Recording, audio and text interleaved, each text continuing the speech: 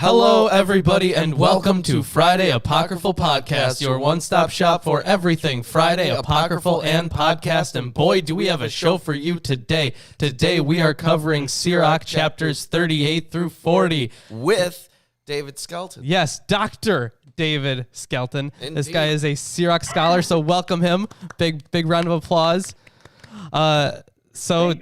He specializes in Sirach, obviously, from the introduction we just gave. So, you can, David, how about you tell us a little bit about what you do, and definitely why Sirach, of all books, was this one that you chose to concentrate on? So, at the moment, I am what people refer to quite fancily as an independent scholar, which means that I'm not working at a university at the moment. I most recently taught at Pepperdine, which is why we're still in LA, for the last 2 years. And before that, I was in Germany on a Fulbright. And before that, I was at Florida State, which is where I did a lot of my research and work on Ben Sira that I'm still doing. How Ben Sira came about is kind of random. So during my master's degree, we were taking a 4-semester Hebrew class, and after we did Ecclesiastes for the first few weeks, and we were done with the book, and so what else are we going to do for the next few weeks? And the professor said, well, let's read Ben Sira, since it's in Hebrew, but most of you probably aren't as familiar with it, so let's go. And I thought it was really interesting, and so when it came time to write the paper for that class, challenge myself. And so instead of writing on Ecclesiastes, which is a book I was more familiar with, I'm going to make myself write on Ben Sira. And I chose kingship because that professor really liked kingship. And I just got really fascinated with some of the politics of that are behind the book, particularly Ben Sira's view of priesthood. And it just became something that I guess grabbed a hold of me. And I just kept going back to it. And it's collection of lots of different things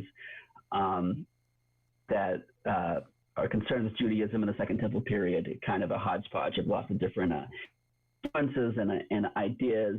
And so I just keep coming back to it for that, not for his treatment of women, which I don't know if you've gotten into that. Oh, we have, yeah. That's like, we always have to go, these aren't our opinions. It's what it says in the book. Right. Don't demonetize us, YouTube. Gotten to the worst verse yet. You'll get to that next week. Spoiler for next week. The most misogynistic verse, maybe in all of not just the Hebrew Bible, but also the Apocrypha, is in chapter 41, and you'll get to it next week.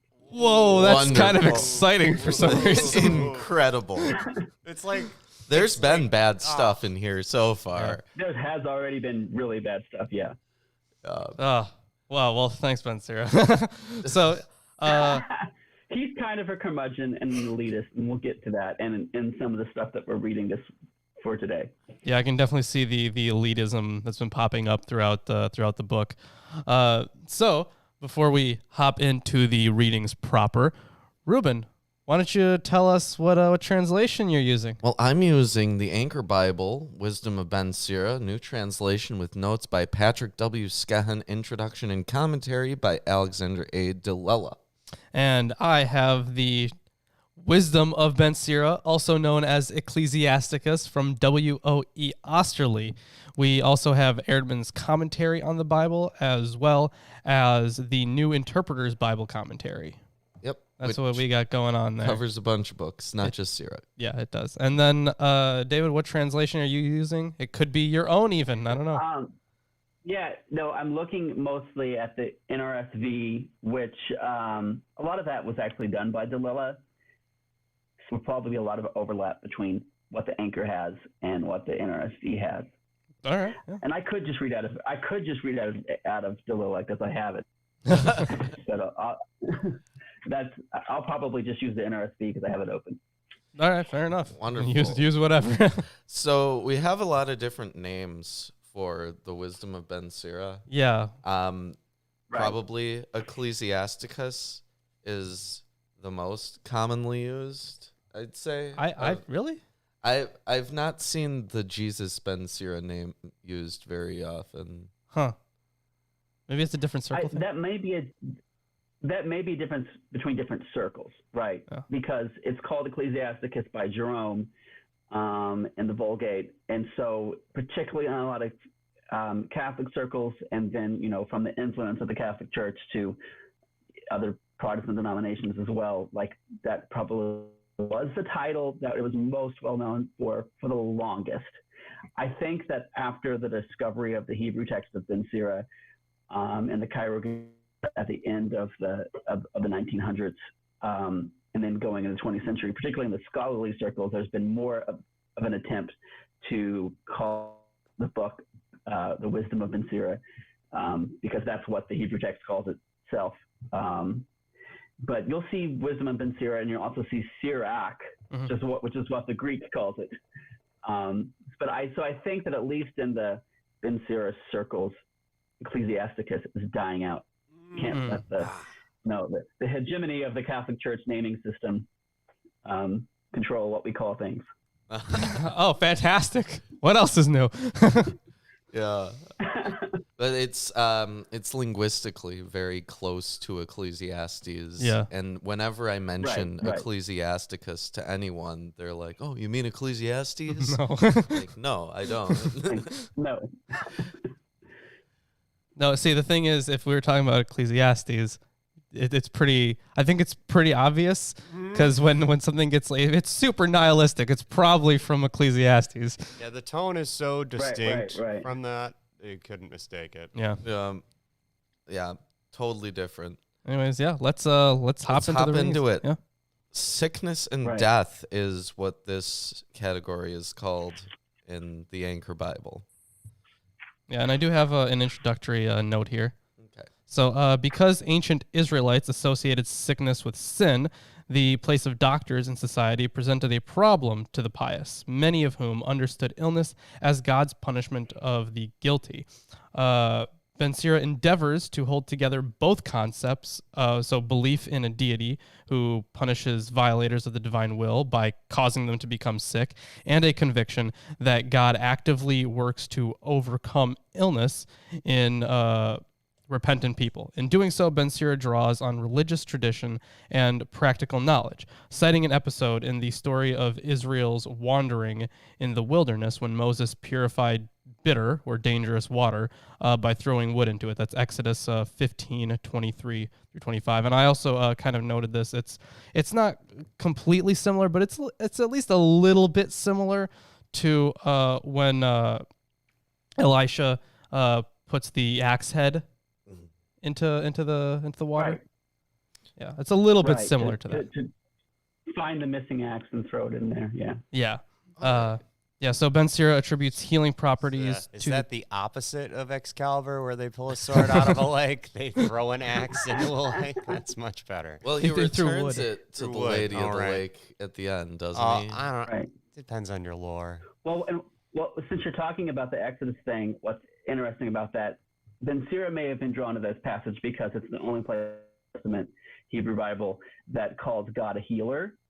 And so that may have been why he's drawn to that passage, but he's doing something that's not in the original story at all, right? Like in the original story, it's basically what we would fancifully call an etiology of place.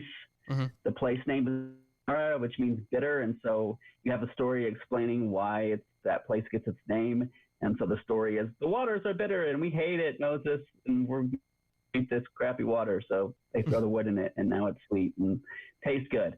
But for Ben Sira, it's that the wood has some sort of kind of magical healing property itself, which then he'll get into with other things in the world that God has created that have healing property. And so we should use them, which in later Jewish tradition, this passage is turned to by the rabbis a lot to talk about medicine. But in the Hebrew, so Ben Sira may earliest reference we have to like this later kind of Jewish interpretation of this passage, which is one of the reasons why I think Ben Sira is cool, because he's kind of sitting in between like ancient Israelite religion, but we're not at the rabbis yet. Mm-hmm. You can kind of see he's a transitional kind of how the door swings both ways. Yes, that's the word I'm looking for. Yeah. See, that's why I want to learn so much about the Second Temple period, is because there's just like so much information you could get. You could make like the model of reality that you're using could be so much better with information on the I just don't know enough about Second Temple, about the Second Temple period. But I always want to learn more. But however, this continues here.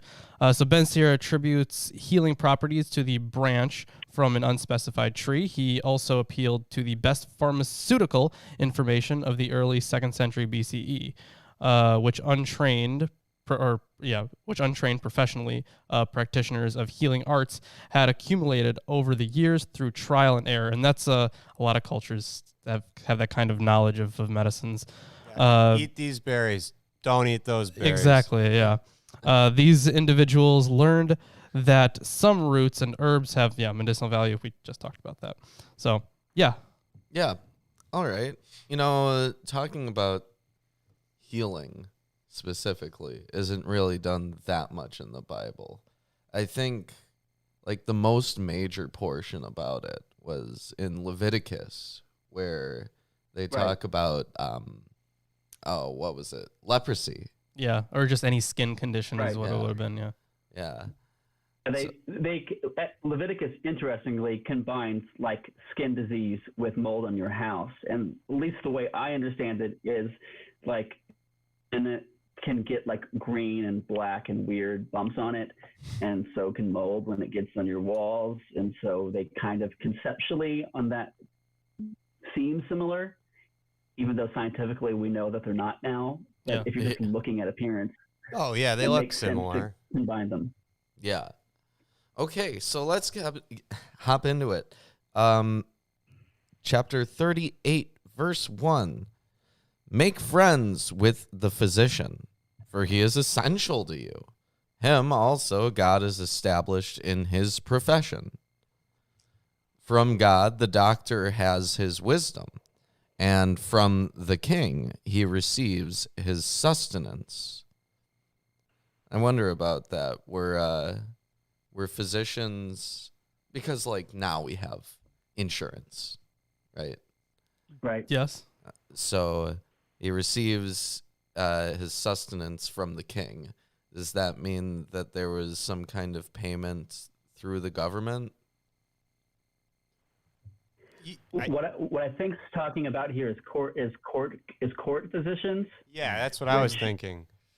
Which became predominant in particularly in the Second Temple period in Persia, and then it was kind of inherited then by Macedonian Salamis, and that became more of a predominant position. So it used to be, particularly in the ancient Near Eastern world, like in Mesopotamia and in Egypt, if you wanted a doctor, you would go to the priest, and the priest served as doctors, which is why I'm glad you brought up Leviticus, Ruben, because example of kind of the blurring of the lines between priest and doctor, and magic and medicine, that we often have distinct categories, but they didn't think of them as distinct categories. And there's a good episode about this.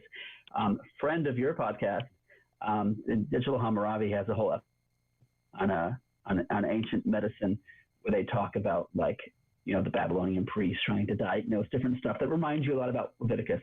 But this time period, that had not completely gone away, but there was more, kings and rulers and governors and having their own physicians. And this is why I said Ben Sira is an elitist, because he just assumes that his audience would be like playing footsies, not with the physician in the marketplace or the midwife or, not those lowly doctors. They're playing footsies with a court physician, and they should, be nice to them because the doctor has the ear of the king. Right. Now, earlier he says stuff that was super elitist. It was like, if you only have one slave, you should treat him really nice. And it's like assuming that you don't only have one of these. And the thing is, he also, does talk a lot about, like being nice to the poor and stuff. So, It's both ways, dude. It's weird. Yeah. It's like, you should be nice to the poor because clearly you who is reading this is not. Yeah. Fair enough. Right. Okay. Knowledge makes the doctor distinguished and gives him access to those in authority. God makes the earth yield healing herbs, which the prudent should not neglect. Was not the water sweetened by a twig that people might learn his power? So that was the reference there to Exodus, yeah. Yes. Right. He endows humans with the knowledge to glory in his mighty works, through which the doctor eases pain and the druggist prepares his medicines. Thus, God's creative work continues without cease in its efficacy on the surface of the earth. And that's the end of a stanza here. I like the druggist. What verse? I just imagine snake oil salesmen and guys who are constantly offered something with cocaine mixed in. That's immediately what I think. Yeah. Druggist is like a horrible translation. That's really funny. It's just not, it doesn't sound good. Let me see. Does it have a note on druggist? I mean, I'm assuming it could just... Pharmacist is pharmacist, probably fine, yeah, and it doesn't say anything about it. Well, the literal word is a perfumer, and the Hebrew here refers to like perfumers at the temple. So maybe Ben Sira is connecting temple medicine with court medicine, or he's just talking about people that made perfumes and ointments and oils, and some of those could be used for healing purposes, but the perfumer had more clientele than just medicinal, whereas there were pharmacists or druggists who were specifically used just for that. But those are different Greek words, and at least the grandson uses a more generic word. But I do think it's interesting that he's connecting physician, with perfumer. So he's connecting plants and oils and all these other things that you can use to kind of ease your pain. There are smells that awaken people. Smelling salts are real. They do make a person who is capable of being woken up wake up. Also Narcan. And there's all sorts of balms that have weird effects on the body as well. They're not necessarily great for healing, but they do promote certain things. I mean, I've heard that they work sometimes. I've never used them. I wouldn't expect that. But in ancient times, there were beliefs like that between perfumers, and that was like the same similar profession at the time, if you think about it. Where I'm feeling that he is kind of mixing those two worlds. It's cool. Yeah, because he's completely okay with the doctors of the Hellenistic world and the traditional healing ways of the Jewish community, but he's like, you got to take both. It's kind of like modern Wiccans or witches now.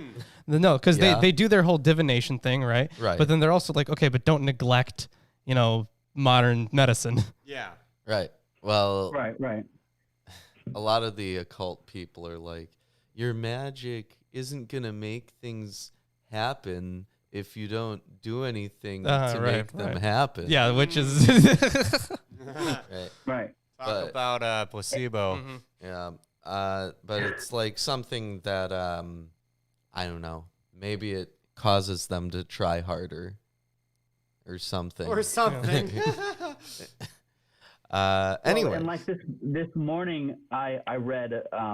like the most recent work on this is by Lindsay Askin in her book on Ben Sira, and she has a whole chapter on healing and then like priesthood and how priests service medicine. So a lot of my stuff comes from her. And she has this quote that I thought was appropriate that she said, ancient medical literature, and this is talking about Babylon, Egypt, not just Ben Sira, ancient medical literature includes prayers for admissions of repentance of sins, praise of the divine healing, and exorcisms along with plants and herbs and whatnot.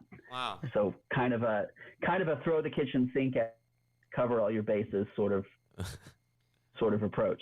I mean, if you think about it, the base of literature that they had to get all this and the time in their life that they had to grab all that information. This is kind of like the feed dump of wisdom in one book as fast as they can give it to them, plus some praising.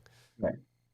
A very, very occasional praising. Praising occasionally, yes. You know, it reminds me a little bit of like shamanistic traditions. Yeah. Where all of their roles is like healer and mentor and priest are mixed into one person or one group of people. Right. Usually it's and one person in tribal groups. Right. I mean, you had that in Mesopotamia, like a whole class of people that like the Ashipu are exorcists, but they also could be somebody who you went to when you said, I'm bleeding in this weird place and I want to know what's happening. And they could prescribe various treatments, sacrifices, or other things to you.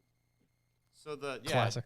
The whole doctor mixed with and medicine mixed with religious healing and ancient practice. Yeah, I mean, they probably would have, that's probably how the best way to get there, from A to C, you go through B. Mm-hmm. Well, of course, we still have people today. Yeah, we do. They stand up on the mega churches and they're like, "You're healed," and then Also, those Christian scientists who are all like, and that's an actual group, by the way. Yeah. Okay. That are all like, prayer. You should heal through prayer. This modern medicine it's bunk and stuff. Maybe they should read Ben Sira. Oh, that maybe an easy transition. Could be helpful. Yeah. Maybe. Though it's only. I don't know if L. Ron Hubbard was a fan of Ben Sira. Yeah. All right. My son, when you're ill, delay not, but pray to God, for it is He who heals. Flee wickedness, purify your hands, cleanse your heart of every sin. Purifying being like, washing your hands in part, right? Though it could be it could also be metaphorical too, right? Yeah. Like, yes, wash your hands ritually, like make sure that you do that, but it could also be more metaphorically in the sense of just don't sin, Yeah. Yeah. But all right. Offer your sweet-smelling oblation and memorial, a generous offering according to your means. Then, give the doctor his place, lest he leave, for you need him too. There are times that give him an advantage, and he too beseeches God that his diagnosis may be correct and his treatment bring about a cure. Whoever is a sinner towards his maker will be defiant towards the doctor. That is the end of the second stanza. I do have a note here. So in the light of verses 9 through 15, which is what we just read, it seems likely that some devout Jews spurn physicians and thus jeopardize their own health. Ben Sira gently urges them to combine traditional remedies, specifically prayer and sacrifice, with more modern approaches to sickness. Isn't it interesting that that's still the case for even non-religious people? Well, it does just happen, spurn doctors and physicians. Although the texture continues, and maybe, I don't know if, David, you might have something to expand here on this. So whereas the Hebrew text emphasizes the divine ordaining of physicians, literally to allocate, halak, and stresses the deity's activity in handing over sinners to illness, the Greek has created with doctors as objects and refers to defiance towards physicians by those persons incurring God's anger. I find this this verse interesting where it says there are times that give him an advantage.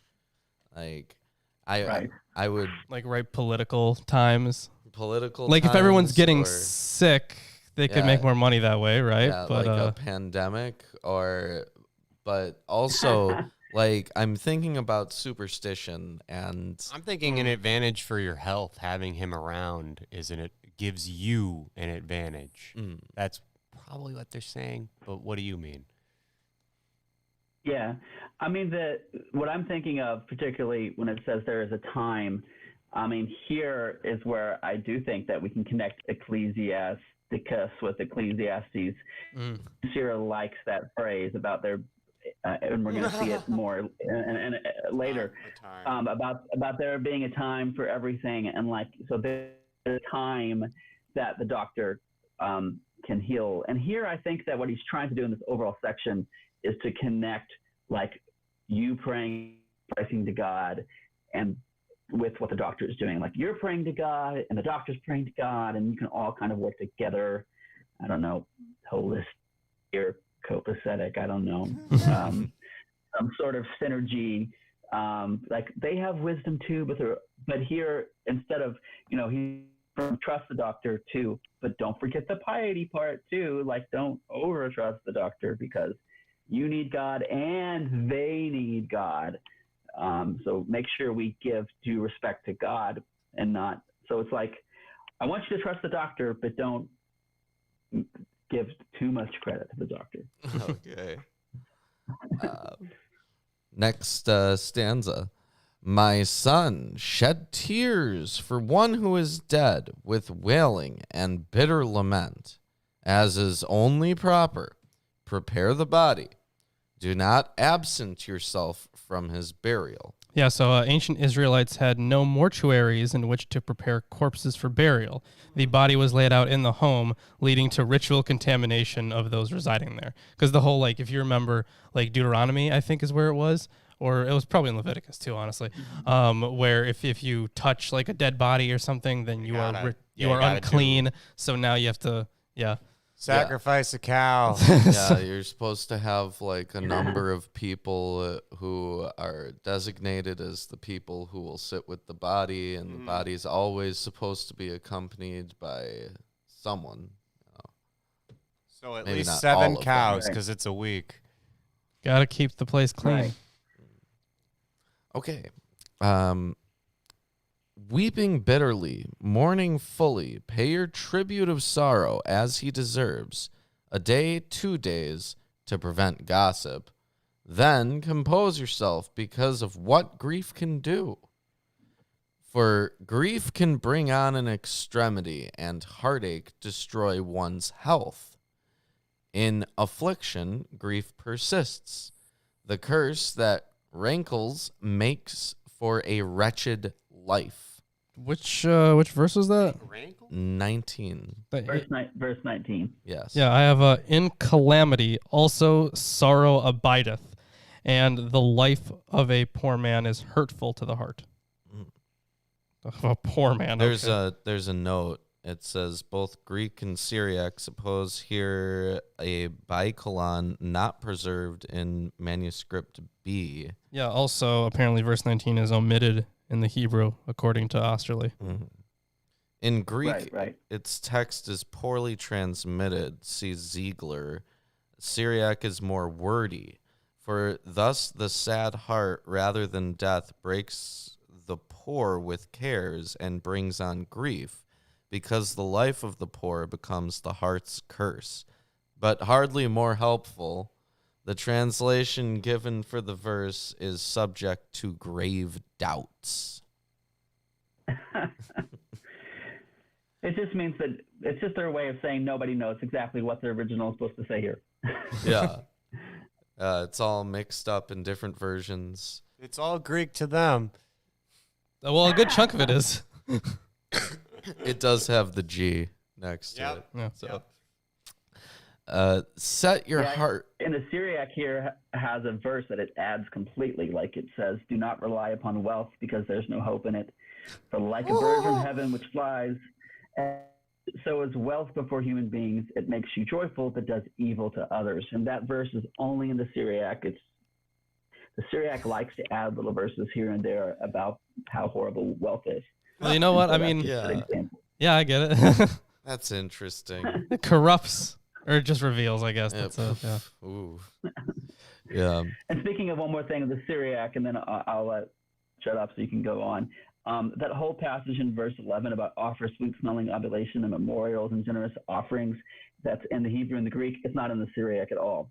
The Syriac avoids references to temple offerings at all possible. Wow. Which is one reason why most Ben Sira scholars think that, yes, the Syriac text, it's interesting, unlike other apocryphal books, the Syriac text was translated from a Hebrew original, but it's been Christianized at some point in its translation, and it's avoidance of sacrificial terms. It's kind of downplaying of the priest, and it's refusal to use like the law of Moses and that sort of stuff, and changing that to more generic terms, are just some examples of that.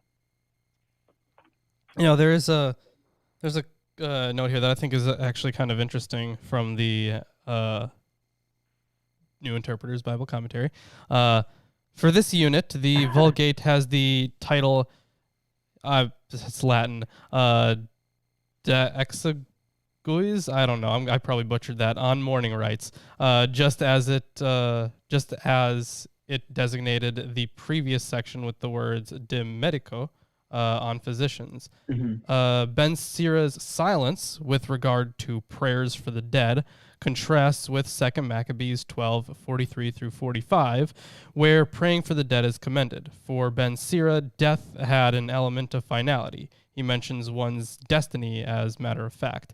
What was yours yesterday will be mine today, period. Furthermore, the occasion of someone else's demise obliges one to contemplate one's own departure, but not in any debilitating fashion, which I get. Think about death. This is something that Lindsay Askett mentions in the work I mentioned earlier. When she talks about this section in her chapter on this, she talks about it. She thinks also that Ben Sira is kind of ancestor worship, which was still a practice. Like archaeologically, some of the Herodian tombs that we have, there's still kind of offering places left for the ancestors, which, the Bible doesn't like to talk about that much, but archaeologically we know that people did it. Yeah, and there's still, the hints in the Bible of it, especially because, we reference this all the time on the show. But was it in 2 Samuel with where Saul goes to the witch and that's in 1 Samuel. Oh, that's 1 Samuel? 1 Samuel. Okay. The very end of 1 Samuel. 28, I think. The witch of Endor. Yeah, and the word that's used there to describe Samuel is Elohim. Right. Yeah. Right. And I used to think growing up, and I was sadly disappointed that that chapter had something to do with the Ewoks. or the moon of Endor. Yeah. Unfortunately not. Right. We didn't have Han Solo at any point. No. And Lawrence does not Star Wars. I do not Star Wars. Sorry, man. Though some of the characters, Saul gets a little Palpatine-ish.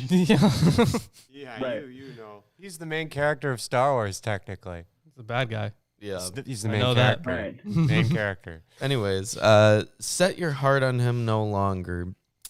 Cease to recall him. Think rather of the end. Recall him not. There is no hope of his return. No good can it do, but it will do you harm. Remember that his fate will also be yours. For him it was yesterday, for you today. With the dead at rest, let memory cease. Rally your courage once the soul has left. It is interesting. Generally, we don't advise people to just forget about their dead friends and relatives. I always advise it. I don't know about you. Except on the battlefield or whatever. But one thing that I will note is within the past half century, we've gotten a lot of good medical science about stress. And if you're walking around like afflicted with grief all the time, your immune system is not going to work as well. Definitely.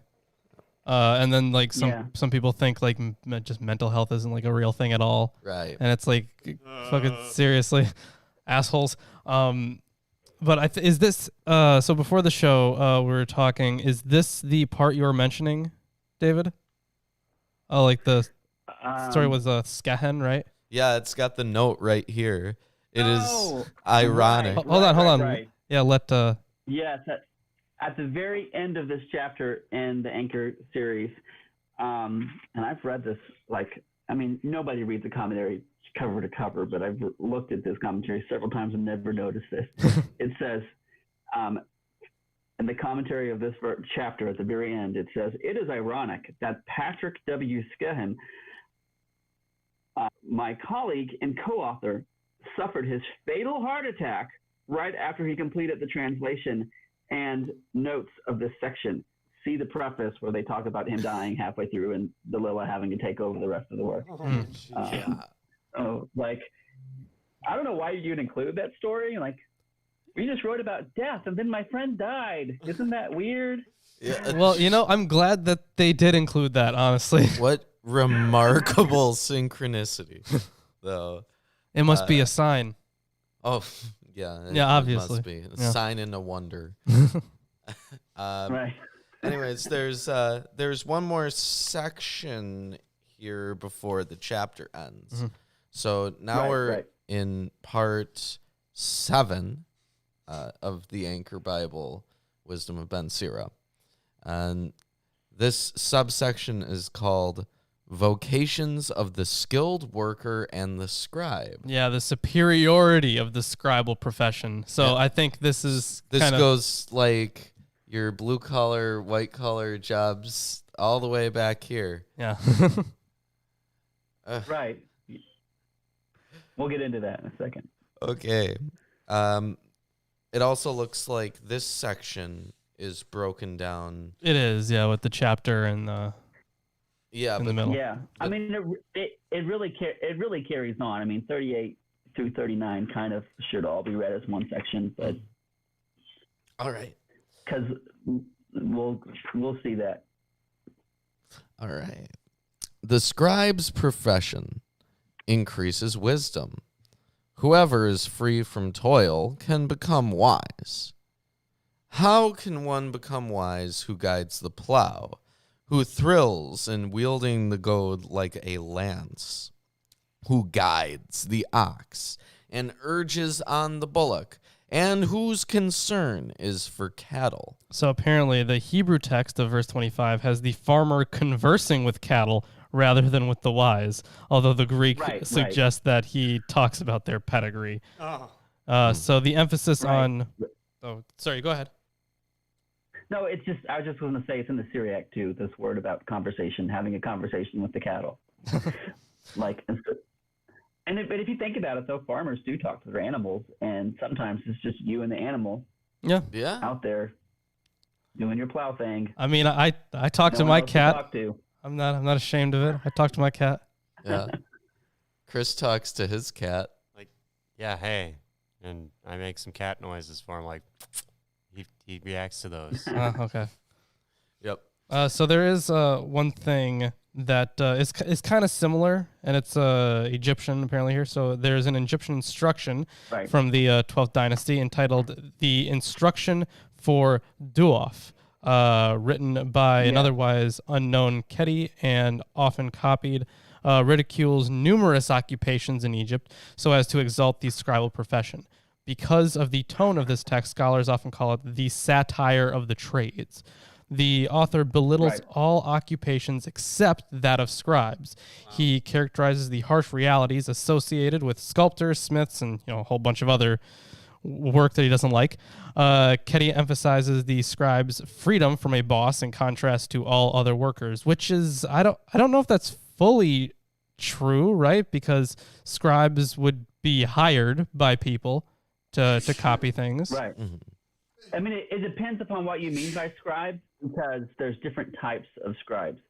And Ben Sirach doesn't really get into this when he uses Sofer and Hakam. He's really talking about one specific type of scribe, which is the people, very high level scribe that either works for the king or, in his case, works for the high priest. And so, they are rubbing elbows with all the noble people and eating at all the fine banquets and all that stuff, and giving advice and so on and so forth. But even, local villages had scribes that were just basically there to help you write up some land deed or some sort of contract or something. That wouldn't have been. That's not the type of person that Ben Sira is talking about, and I don't think that's also the type of person that the satire of the trades is talking about. The satire of the trades is more like, even though that there is some similarities here, I don't think Ben Sira is consciously drawing off of this Egyptian text. I don't think he would either, because especially because of the mockery. This doesn't really seem like it's going to be a mockery. Yeah. I mean, Ben Sira is not outright mocking them. So, and a good example is in the Ketty. Ketty says, love writing more than your own mother, and goes on to, it blatantly mocks the other trade. So with the jeweler, for example, I was looking at it this morning. The jeweler has to stoop over and drill holes all day long, and then they can't feel their back, and then they walk around like a hunchback the rest of their life. Want to be a hunchback? No. So isn't it better to just go to school and learn to be a scribe and stop whining about it? All right. And yeah, it is. It is better to just be a scribe. I would agree, yeah. Or a noble. Those are both great. Yeah, get right on that. Okay. I do love the line, though, that it depends upon the opportunity of leisure, which is what the Greek has, that the wisdom of the scribe depends upon the opportunity of leisure. And I wrote a paper once about this in Marxism, where I didn't really argue that Ben Sira was the first Marxist, but I just thought it was ironic that he is acknowledging that the only reason he can even be smart and have his place in society is because he has opportunity for leisure, and he only has the opportunity because people in the city are making all the stuff that he gets to buy and benefit from. Yeah, that is. I'm like, you're so close, Ben Sira. You're like almost there. But yeah, I get that. If you don't have time to learn things, you can't learn things. Right. Yeah. So for Ben Sira, he's more sad. He's not satirizing them. He's more sad about, they have wisdom too. They have certain skills that they know how to, a certain set of skills that they know how to use, but they don't have what we get as a scribe. They don't have that opportunity to just study and learn and be pot as they're working on the fields all day. Yeah, and apparently in verse 32, which we are not there yet, but in that verse, he basically acknowledges that they do have one advantage, which is their skills will never really be unwanted. Like if you can make food or clothing and stuff like that, you always have a way to make money. Whoops. Sorry, Ben Sira. Those who possess it will never lack adequate food. For the society cannot do without their wares. And that kind of, I left a note here about the Dark Ages, because the only reason they're called the Dark Ages is because we have less documentation from that time. That's why they're called the Dark Ages, and that goes for the Greek Dark Age, for all Dark Ages. It's just less stuff is being documented in the same way. Yeah. They went on without the need for these scribes, at least in the same capacity as it was during non-Dark Age times. That was just my note there. That's it. Just wanted to talk about the Dark Ages a little bit. Okay. All right. His determination is to plow furrows, and he is careful to fatten the livestock. So, with every engraver and designer who, laboring night and day, fashions carved seals, and whose concern is to vary the pattern, his determination is to produce a lifelike impression, and he is careful to finish the work. So with the smith, sitting by the anvil, intent on the iron he forges. Only iron, I guess. The flame of the fire sears his flesh, yet he toils away. Better than bronze. Right. But it's not quite steel. He toils away in the furnace heat. The clang of the hammer deafens his ears. His eyes are on the object he is shaping. His determination is to finish the work, and he is careful to perfect it in detail. So, This is a long list, huh? Oh yeah, it's quite a long list. Also, I just got a message. Can we turn up David a little bit? It'll fizz. Will it fizz? Oh yeah, I hear it. Okay, yeah. I apologize. This is the maximum Yeah, volume fair with enough. your computer. Yeah. Yeah. Get a new computer. Fair enough. Yeah. Okay. So with the potter sitting at his work, turning the wheel with his feet, he is always concerned for his products and turns them out in quantity. With his hands, he molds the clay, and with his feet softens it. His determination is to complete the glazing, and he is careful to fire his kiln. So it looks like that's the end of the list. Now we're in a Right. Now we're gonna sum it up. yeah. All these are skilled with their hands, each one an expert in his own work.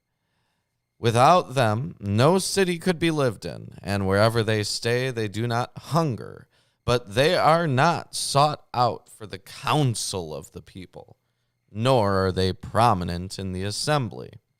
They do not sit on the judge's bench, nor can they understand law and justice. I assume that's because they're not trained to read and not because they're Right. just cognitively disabled. Right. Because they don't have the opportunity, again, to be able to read these things because they've got other things to do. Mhm. They cannot expound the instruction of wisdom, nor are they found among the elders. Yet they are expert in the works of this world, and their concern is for the exercise of their skill. How different the person who devotes himself to the fear of God and to the study of the law of the Most High. And that's the end of the chapter. Right.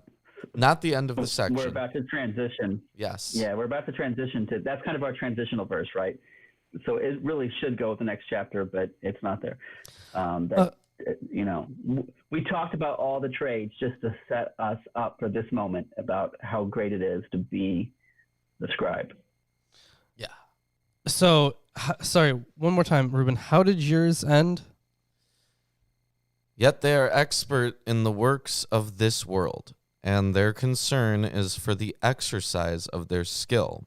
How different the person who devotes himself to the fear of God and to the study of the law of the Most High. Okay, interesting. Okay, so this is actually divided here, at least in Australies, where 34A is just 34, and then 34B for you is equivalent to the next chapter here and the first verse. Mm-hmm. Yeah, there's they don't separate it into a different verse, but they give it a little extra line. I see. Okay. So it's just a blank space between 34A and 34B. Gotcha. Okay. Right. I mean, in Greek, there's this obvious, like, we're moving on to the next section with this kind of this preposition plain, like except or rather or nevertheless. Now we're moving on to a new section. But for whatever reason, when this got translated into English, that didn't get broken up. 34 was all put together as one, which happens a lot because, chapters and verses were all added like in the Middle Ages and Yeah, like right. people riding on horseback. Yeah. Right.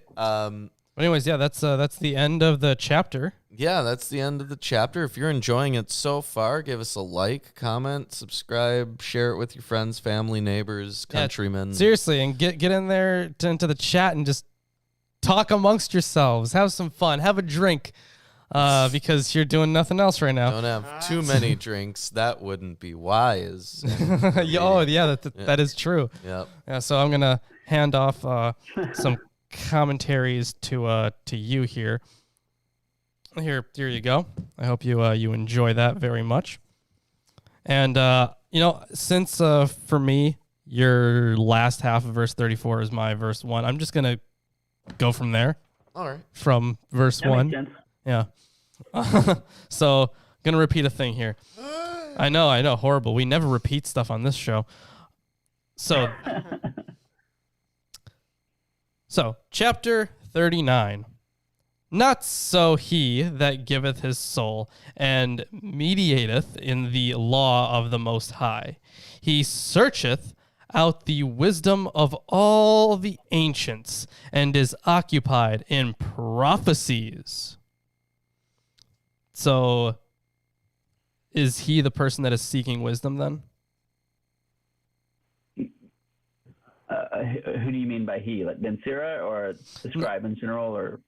Yeah, it says like he searcheth out.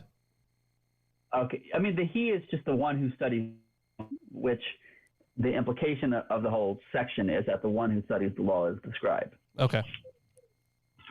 He preserveth the discourses of men of renown, and entereth into subtleties of parables. He seeketh out the hidden things of proverbs, and is conversant with the dark things of parables. The dark things of parables? Is that just like the parables that are telling you something that's not so good? I mean, it's probably more obscurities, like something that's confusing, or the riddles, or yeah, dark things for us sounds like he's getting into the dark magic of the parable. Okay, so he's using dark as in like shrouded. Just like we did earlier in the Dark Ages. In the Anchor Bible, it says, is busied with the enigmas found in parables. That's better. He serveth among great men, and appeareth before a ruler. Very nice. There is a little bit in here. It says... Good for him. Good for the scribe. In contrast to these, it's talking about some of the daily routines that people go through. It says, in contrast to the daily routines people go through, the scribe concentrates on one thing, study. Interpreters have understood the object of this intellectual curiosity as threefold: the law, wisdom, and prophecy, corresponding to the three divisions of the Hebrew Bible, but in a different order from that of the prologue, which has law, prophecy, and other books. The two different sequences are represented in the Hebrew Bible, law, prophets, writing, and the Septuagint, law, writings, prophet, the Latin Vulgate also. The context suggests a different interpretation of 39, 1 through 3. Ben Sirach indicates that the scribes not only concentrate on the law, but also apply their minds to insights from various sources: traditional wisdom, oracles, sayings, similes, and proverbs. The introduction to the initial collection in the Book of Proverbs uses the following four terms: proverb, simile, wise saying, and riddle. Right. So he's obviously drawing off of a little bit of Proverbs chapter 1. I disagree that he's talking about the tripartite canon. Like, that is stuff that we read back in the Second Temple literature. Like, they did not have a canon like that. The canon was much more open. I don't even know if we should really use the word canon yet. Yeah. There are even multiple forms of the same book. Like, there's two versions of Jeremiah at Qumran, for example. And, he does say law, but then he says law, wisdom, prophecies, sayings of famous men. So it seems to be more like making the concern of the passage seems to be more making a long list of all the different things that the sage is responsible for knowing and like how smart they are, rather than trying to be like, we know our Bible. But it's interesting. So the whole tripartite canon thing, I recall that I think Josephus wrote about a tripartite canon. And that was, so this is where canon studies gets really weird, at least for the Hebrew Bible, because for a long time people thought that there was like some Council of Gemnia, but then apparently that wasn't even a real thing. It gets kind of weird as to when it was. It's not that there wasn't a Council of Yavna. It's just that the council there did not do votes like some people talked about with the Jesus study people at one point in time that like used to vote with beads, like what saying did Jesus really say? Put in the blue bead if you agree, yes. Like they aren't doing that about which books do you think we should include and not include. Like canonization is so much more of an organic, It is, yeah. gradual process of like, these are the books that these people ended up using, but these are the books over here that other people ended up using. And we really didn't get standardized anything until the printing press. Yeah. Because that's what kind of made things be able to standardize. Until then, even there's a slew of books that like Jews and Christians agreed upon. What Torah or what, Bible you ended up reading was whatever one you had access to. Yeah, and that's it's part of the reason why First Enoch is still considered part of the Ethiopian canon. Mm-hmm. Yeah, because it is a very organic process. Right. And for anyone that's interested in canon studies, I recommend the Biblical Canon by I forget his name already. I already forgot his name. We're talking about Bruce Metzger? No, not Metzger. Different guy, McDonald. We haven't heard from that in a while. Yeah, I don't know. Damn, I forget. I'm gonna have to Google it. I'll check it out after I'm done with this section. Lee Martin McDonald. There you go. Lee Martin McDonald. Good job. Thank you. So yeah, go read the Biblical Canon by that guy. So So yeah, he serveth among great men and appeareth before a ruler. He travelleth in the land of alien nations and hath tried both good and evil things among men. He applieth his heart to resort early unto the Lord that made him. But before the Most High doth he make supplication, and openeth his mouth in prayer, and maketh supplication for his sins. If the great Lord will, he shall be filled with the spirit of understanding. He himself poureth forth words of wisdom, and giveth thanks to the Lord in prayer. He himself directeth his counsel and knowledge, and in the secrets thereof doth he mediate. He himself declareth the instruction of his teaching, and glorieth in the law of the covenant of the Lord. Many praise his understanding. Never shall it be blotted out. Which is good because a lot of stuff gets blotted out.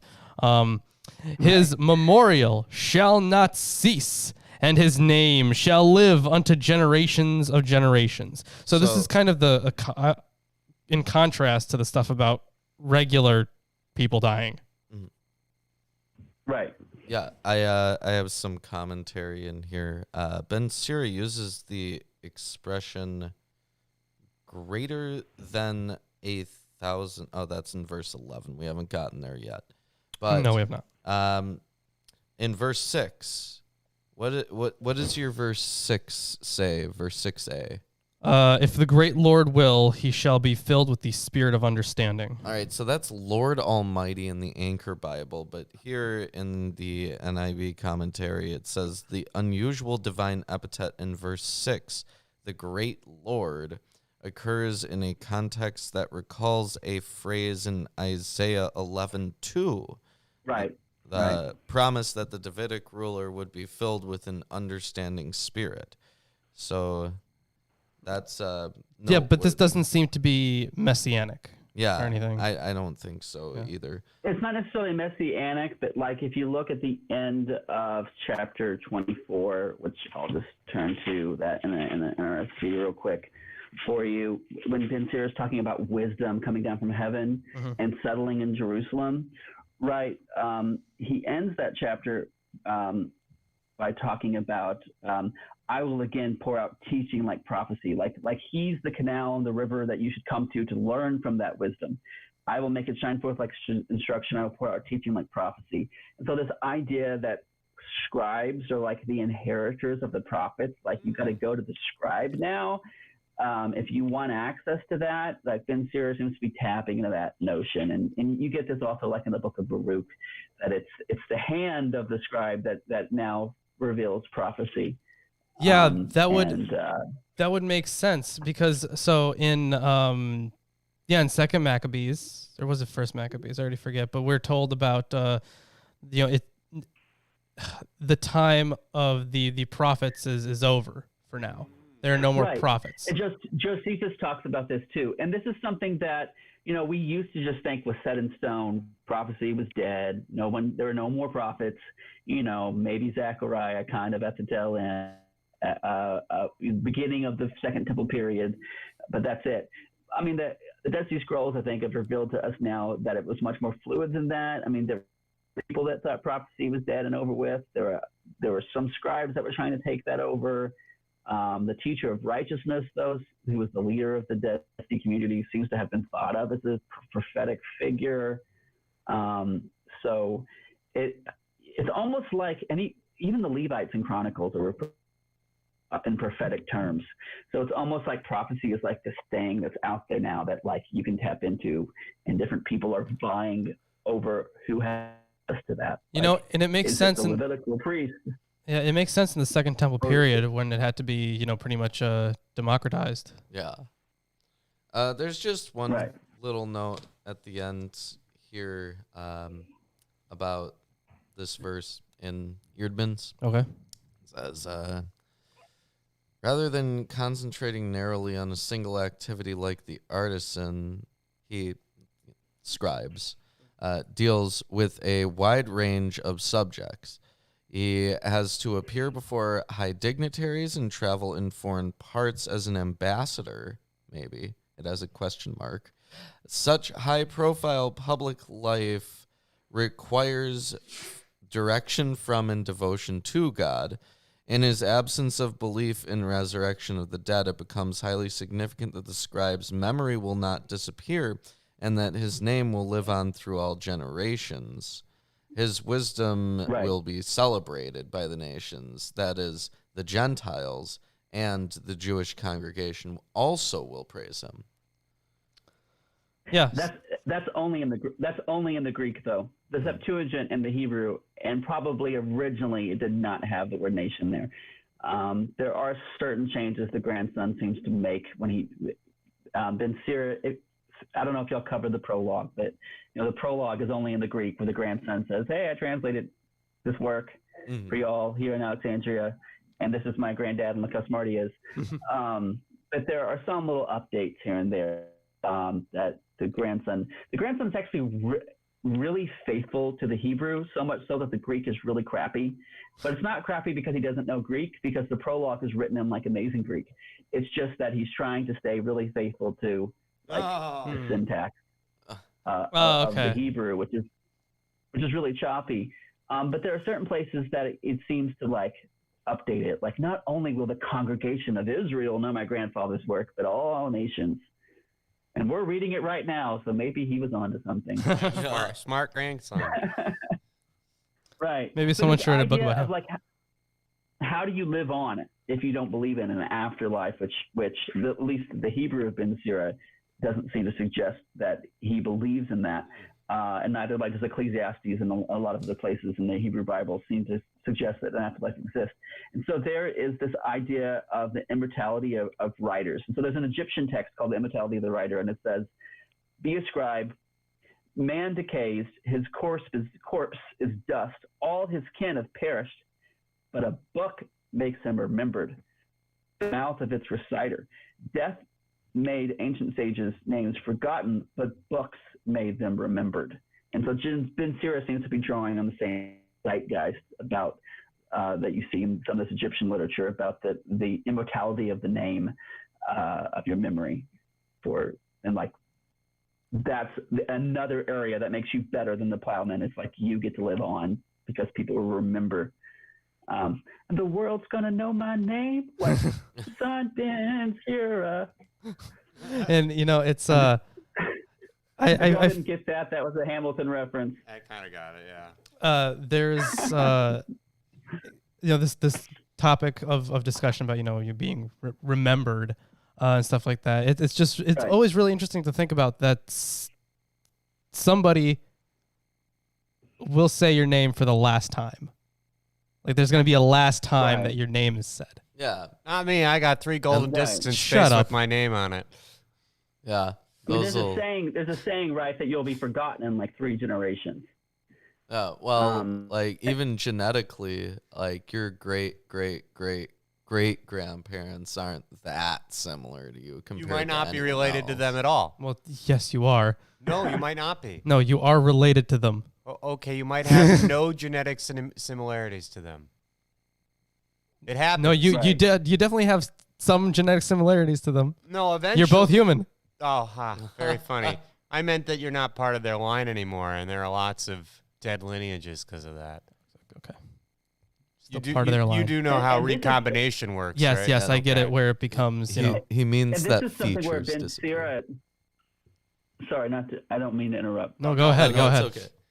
Okay, this is something that Ben Sira differs from Ecclesiastes, and we're about to get into a huge tirade about him kind of arguing with either Ecclesiastes directly or kind of that thought process, because Ecclesiastes is just so vexed by this. I mean, the end of the Ecclesiastes is that, like, you know, who remembers you? And that's one of the big things that, like, vanity of vanities for Ecclesiastes. No one's going to know who you are. No one's going to remember you after you're gone. So why does it even matter? And Ben Sira at least seems to think, well, if you're when you write some cool stuff, people will remember you, and that's how it will matter. But what if you write something that everybody thinks is shit? You want to be remembered for that?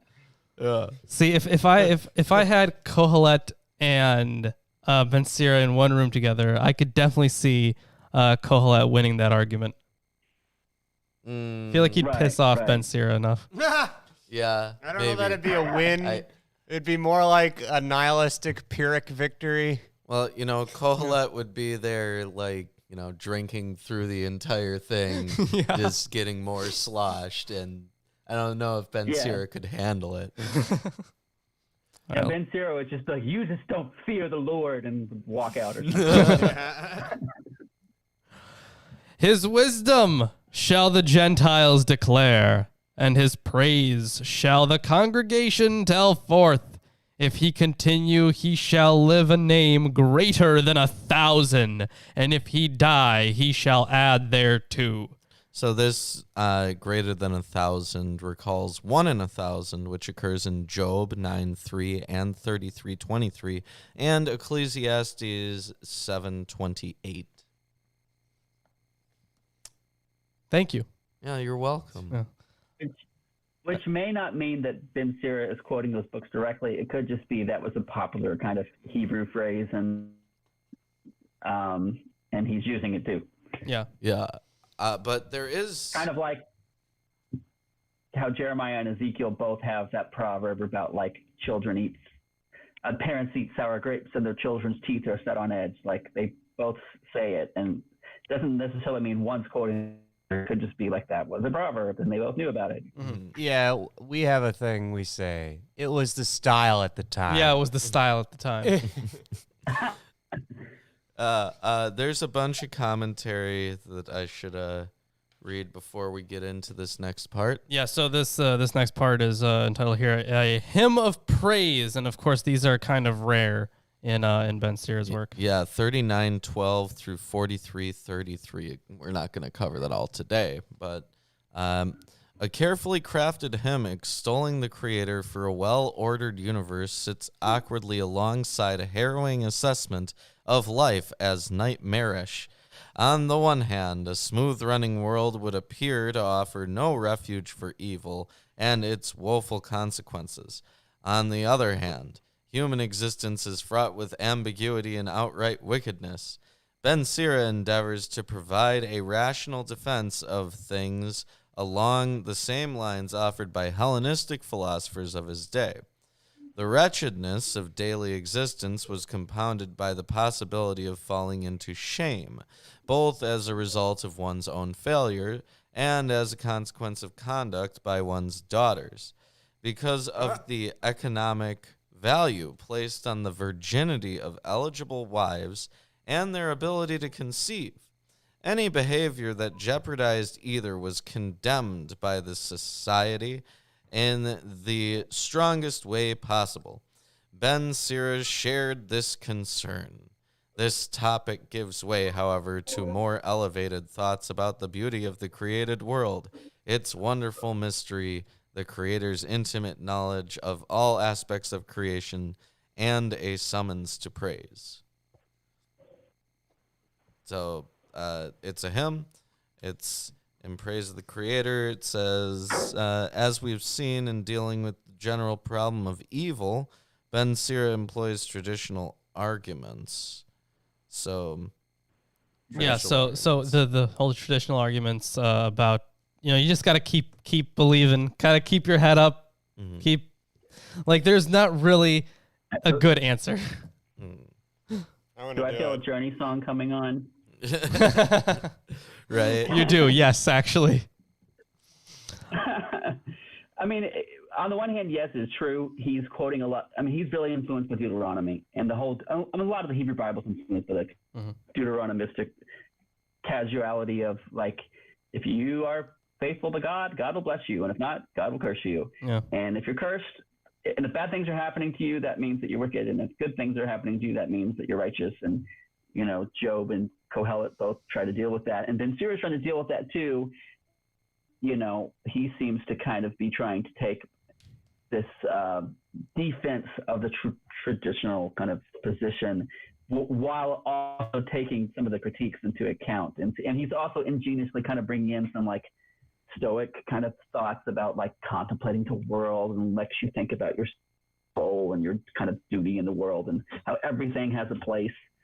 And so that's one of the cool things about Ben Sira is he combines so many different things to try to show you how smart he is. Yeah, he's worldly and he's showing off.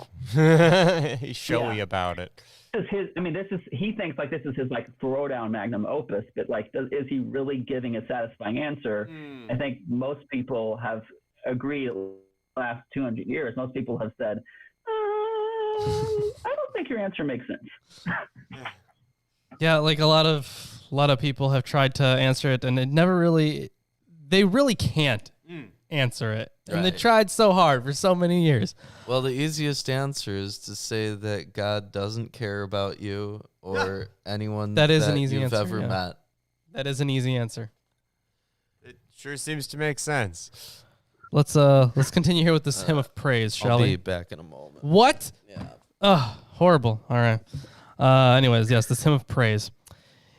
Yet more will I utter, which I have thought upon, for I am full as the moon at mid-month. Hearken unto me, ye holy children, and bud forth as a rose growing by a brook of water. So I think there was some commentary here about the brook there. Right, I remember it actually. I don't even have to reference it, I think. But the basic thing here is that he's going to get into is if maybe I'm thinking too far ahead, who knows? But there's going to be a part where he mentions growing from a rock, and if you can't really grow from a rock because that's very unstable, and then he references that to the children of parents who are kind of horrible. They really give you no direction in life, and you become a horrible person because you had a bad foundation, is the point where he's getting at. So just keep that in mind while I'm reading through this. And as frankincense give forth a sweet odor, and put forth flowers as a lily. Spread forth a sweet smell, and sing a song of praise.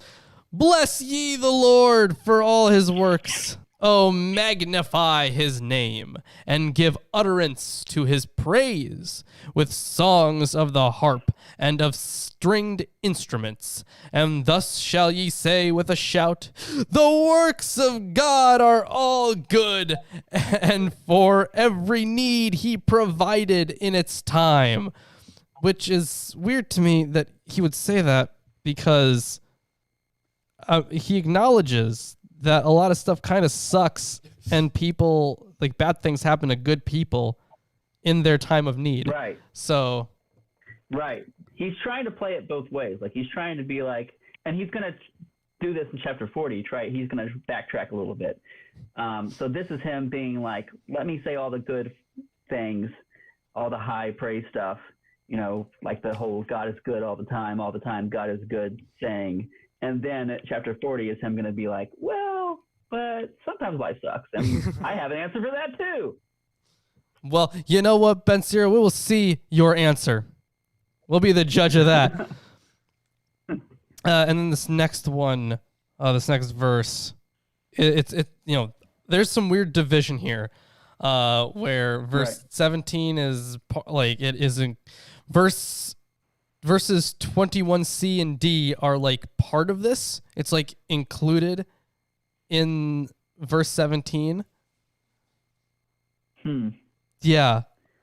So there are some notes here. Let me check. The first two lines of this verse are misplaced in Hebrew, according to Osterley. Oh, right. I remember that now. You kind of have to follow the Greek because the Hebrew, at least verse order-wise, because the Hebrew is a little mixed up. Okay. Gotcha. So this is the very beginning of, so the oldest version we have of Ben Sira in Hebrew is from Masada, which dates to around the same time period scrolls, so kind of the first century, kind of around the same time period as like Jesus of Nazareth, Jesus, not Jesus Ben Sira, Jesus. Yeah. We only have a few chapters from Masada, but this is the start of that. From here until around 45-ish, I believe, is the oldest version of Ben Sira that we have. Well, that's neat. What verse are we on now? 17. 17. Okay. None may say, this is worse than that, for everything in its own time is excellent. So that's very deterministic, right? Or maybe not deterministic is the word I'm looking for, but everything, having its purpose, and it's good that it's happening at its prescribed time. Deterministic? It's not deterministic. No. Well, it's like an ethical valuation of determinism, Yeah. right? Right. So it's not quite determinism, but it's close. Yeah, it's close. At his word, the waters stood as a heap, and by the word of his mouth, and by the word of his mouth, his store chamber.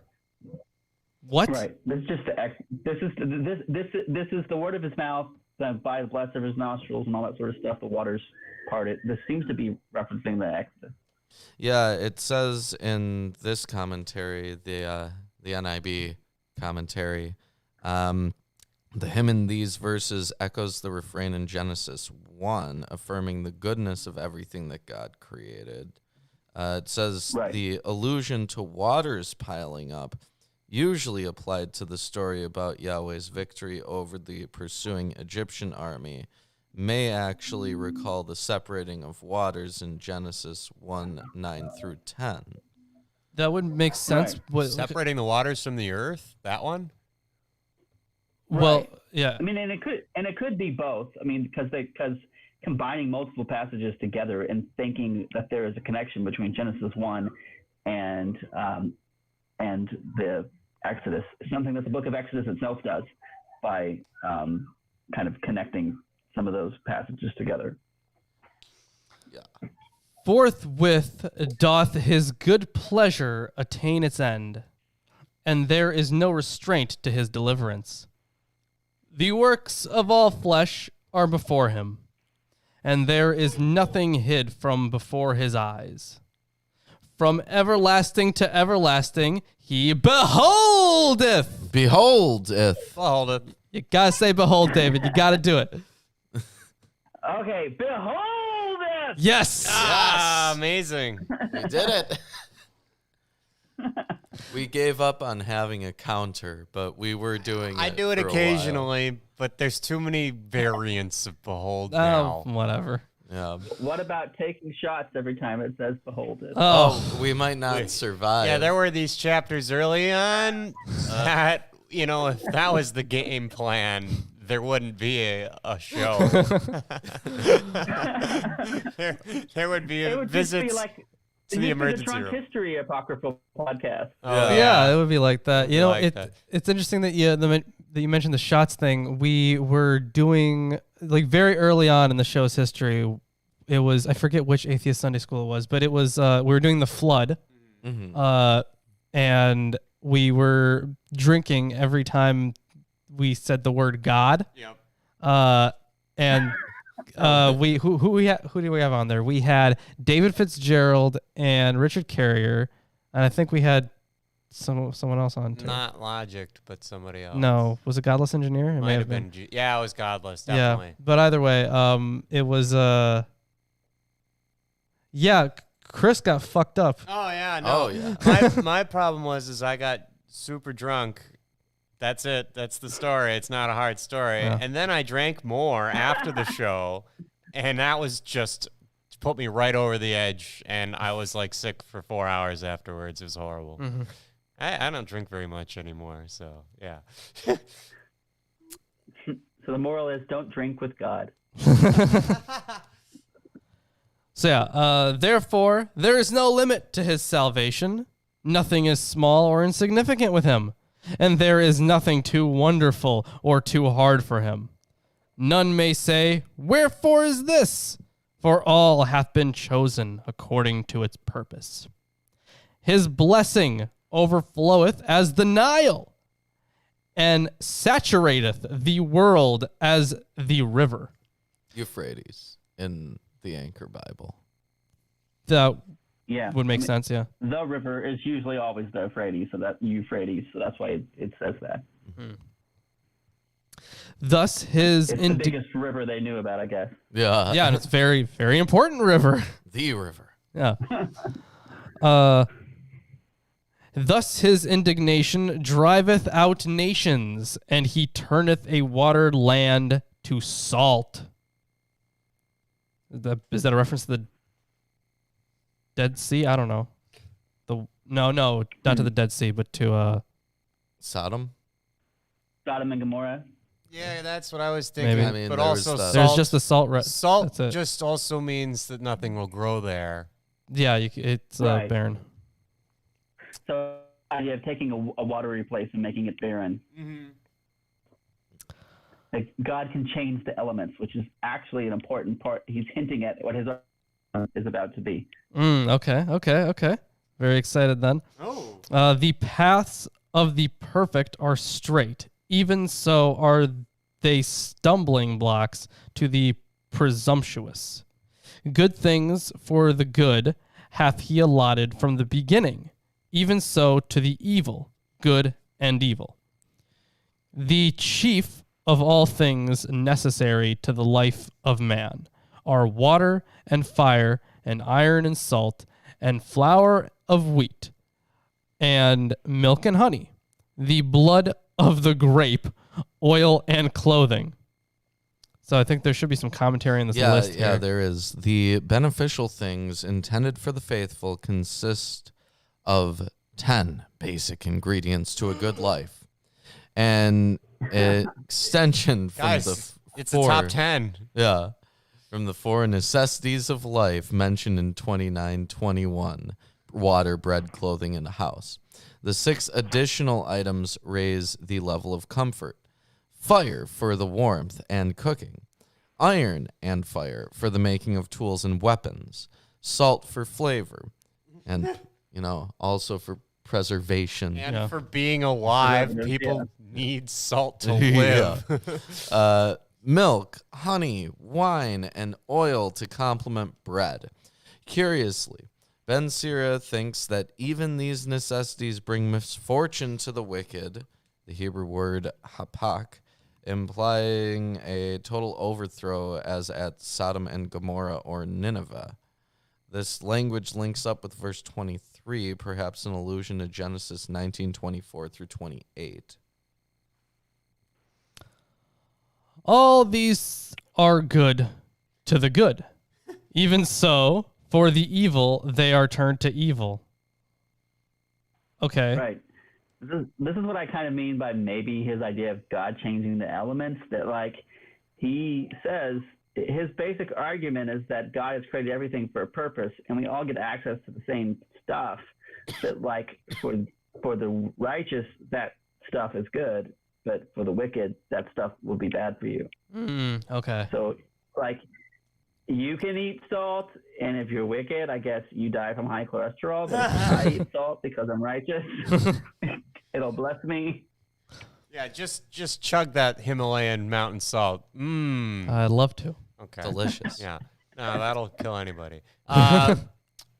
I'm thinking that it might also be that in the wrong hands, it could be used for evil. That could be another way of interpreting it. Like salt could be used in an evil way. Instead of making your food taste good, you prevent other people from growing crops because you salted their land. Mm-hmm. So it's not just, in my opinion, how it was phrased, perhaps, that it will be evil to them, but that they can see it as a potential evil to use. You could see it that way, but I think some of this stuff is like pretty not threatening in like any way. Fire. No, okay, yes, fire, obviously. Okay, I get that one. Ah, But gotcha. that's not how you draw conclusions, bread, Chris. The hard bread is damaging to teeth. I don't know, whatever. I'm guessing here, all right? It's hard for some of these. Anyways, there are winds that are created for vengeance, and in their wrath lay on their scourges heavily. And in the time of the end, they pour out their strength and appease the wrath of him that created them. Fire and hail, famine and pestilence, these also are created for judgment. Beasts of prey, scorpions and vipers, and the avenging sword to slay the wicked, all these are created for their uses, and in his treasure house and in their time shall be requisitioned. So the stuff about the fire and hail, famine and pestilence kind of thing, I don't know if there's like a different version of that or anything, but I mean, at least for famine and pestilence, and talking about judgment, I could see some relation to a horseman thing here. Or at least apocalyptic. That's stretching it, I think, but I could see some connection. I mean, the idea that God uses nature to punish you, something that is not just apocalyptic, right? I mean, because you see this in the beginning of the Amos when the superscription in verse 1. This was right around the time of the earthquake. Like, they're not mentioning the earthquake randomly. They're mentioning the earthquake to be like, God was punishing us. And so this is us needing to shape up. Sure. So but I think that, go ahead. I wasn't saying that this is apocalyptic. I'm saying that, John of Patmos, if he were reading this, I don't know if he would have had access to it. I have no idea. Right. But, could this have been like an influence for his writing is what I'm saying. Not that this is apocalyptic. It isn't. But right. I don't know. No, the fact that it's definitely true that apocalyptic writing did influence him, because he uses some language like the hidden things that we talked about earlier, the wise person studying the hidden things. That word is apocalypto in Greek. Like he uses that. He doesn't like the apocalyptic people. We talked about that. I mentioned that in the comment section last week when he's like, don't learn things from dreams, because those people who interpret dreams like Daniel and Joseph and tell you the hidden things, like they don't know what they're talking about.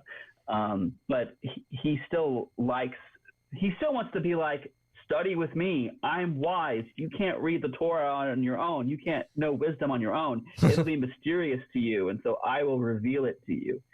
And so I get what you're saying about kind of being influenced by some of the apocalyptic language. He just wants to reappropriate it for himself. Okay. Anyways, let's continue here. You're at When I'm 31. at 31 now, yeah. When he commandeth them, they rejoice, and in their prescribed task they rebel not against him. So it says here in verses 28 through 31, this is in Eerdmans, 9 destructive creatures counterbalance the good things mentioned in 25 through 27. Fire destroyed Gomorrah. Hail was the 7th plague in Egypt. Famine and pestilence were God's punishments for infidelity in Jeremiah 24:10. Wild animals tell their own story, and scorpions are an image of chastisement in 1 Kings 12:11 and 14. I remember that. All these are destructive forces of nature. They delight in doing God's bidding unfailingly, different from humans. Yeah, they're way better than humans. Oh, yeah, they destroy. Therefore, from the beginning I stood firm, and when I had considered it, I set it down in writing. The works of God are all good. They supply every need in its season. So, Greek has Lord, both in verses 16 and 33, as Hebrew has Right. God, El. Right. So, there you go. None may say, this is worse than that, for everything showeth its strength in its season. And now sing praises with all your heart, and bless the name of the Holy One. In verse 35, a marginal note to the Hebrew has his holy name, Shem Kodso, Right. while the Greek uses Kyrios. The Hebrew text has survived in manuscript B from 3915, beginning with the reference to songs to the end of the book. So, Yeah, either way, that's I don't know if you'll. Go ahead. I don't know if you've talked about that at all. That I mean, that the textual tradition of Ben Sira is really effed up. Like, and it's not just Ben Sira; it actually is that way for like every book. Yeah. Ben Sira is just really convoluted in its preservation. Because not only are there differences between Hebrew and Greek and Syriac, but among the Hebrew versions that we have, there are complete differences sometimes. And manuscript B itself has marginalia throughout, where it makes notes. And sometimes it'll cross out just like one line or one word and make a correction above that word. And sometimes it will write like whole new verses on the side. I mean, this is why trying to figure out what is the original text sometimes can be a nightmare, and why a lot of scholars don't think there is an original text, because the textual tradition of Ben Sira seems to have been very fluid and have grown. There's even corrections in Masada, the Masada text I told you about, that is basically written like 80 years after Ben Sira lived, maybe 100 years after Ben Sira lived. There's corrections on the side. That people were like annotating it and they're like, maybe it should say this word and not that word. So I mean, it just kind of goes to show you that texts are like living things that people are always updating and changing and messing around with, just commenting with, like arguing with, and all that sort of stuff. You give it 3 generations, and the game of telephone's pretty bad with the, what words mean the same thing anymore. There is that, yeah. I mean, where I don't like the telephone analogy is it's often used to say that, like, so therefore we have no idea what anything actually. We just have to know how, we could trace its mutations. We can figure out what changes happened during those periods if we have access to it. So it's not as random guessing as I'm trying. Yeah, there's a methodology to it. There's a way to actually figure this stuff out. So it's not a game of telephone, but that was But you do have some instances like we saw earlier with that verse 19 in chapter 38, where it's like the Hebrew, Greek, and Syriac all say completely different things, and the Hebrew text is from the Middle Ages, the Greek text is much earlier, the Syriac text is also earlier than the text. And so and it's hard to figure out which one really what's going on there. And so people just have to kind of say I'm following the Greek here, but no one knows what's going on in this verse. Yeah, like maybe there are medieval manuscripts that, and I mean like, kind of later medieval, like, 10th, 9th century, that kind of stuff. There are manuscripts where of the New Testament, I think, where there was, I forget the actual name of the manuscript, the actual number that it is, but it says that they are copying from a very ancient manuscript, and it's actually more honest to the closer original, with quotes, the closer to original text than pretty much every other manuscript of that time period. So it's probably clear that person was in fact copying from a very ancient manuscript. But you also have to think from not just, in terms of how old a manuscript is, but in terms of how many generations from the original it was. Because the more generations they might have a different type of thinking and context for their lives, and they might try to contextualize towards it, and not even, like they might say, well, we want him to mean this. There might even be a motivation to it as well, like the grandson. It's not always motivated. Like there some of it is just, no, that's not how we remember how that verse is supposed to go. And so, like, a good example of this is that the Lord's Prayer. Anytime anyone cites the Lord's Prayer, they always cite it, "For thine is the power and the glory, like forever and ever." But the very end but the oldest manuscripts we have of the Lord's Prayer in Matthew and Luke do not have that. It's added later in a lot of the later manuscripts, and the earliest version we have of that is the Didache of the 12 Apostles, which is a late 2nd century text. And this has nothing to do with Ben Sira at all, so I'm sorry for the aside. But it just goes. What I think that is happening, what a lot of people think is happening, is that people said that verse when they said the Lord's Prayer, and so it eventually some scribe was like, "No, they're supposed to say that here," and so they put it there, and then it just became part of the manuscript tradition going forward. A good book for this to talk about intentional changes and unintentional changes. This is more New Testament focused, but it still talks about the scribal enterprise. Is David Parker's text called, I think it's called The Living, and then Bart Ehrman's Orthodox Corruption of Scripture, which is still the best thing that Bart Ehrman has ever wrote. And half of the things that Bart Ehrman writes is him rewriting the Orthodox Corruption of Scripture. I mean, that you're not wrong about that. Oh, but although my favorite book of his though is Forgery and Counterforgery. I really like that book. Right. Yeah.